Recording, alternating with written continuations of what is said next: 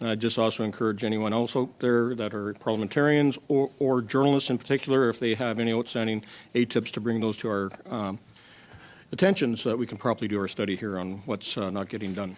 Figure 7, I look at 2019, or earlier, there's 3 outstanding requests as of March 2023.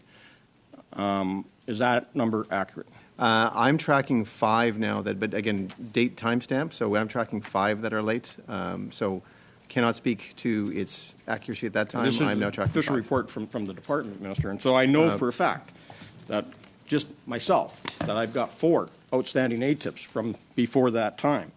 Why have these ATIPs been allowed to go this long when the Act says 30 days? Is this political obstruction? Because it comes from the Shadow Minister of Defense.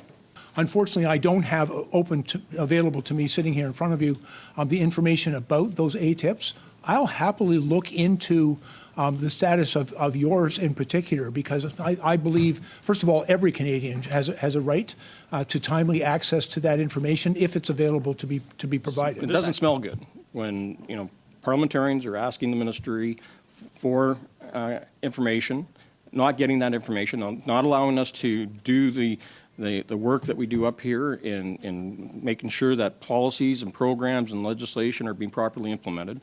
Are you able to assure this committee and assure Canadians that these 4 ATIPs of Mr. Bazan's really are the only ATIPs from 2019 or earlier that your department has failed to process? And again, as I've undertaken, when Mr. Bazan presents me with that information, I'll compare it against our records and speak to the Deputy Minister.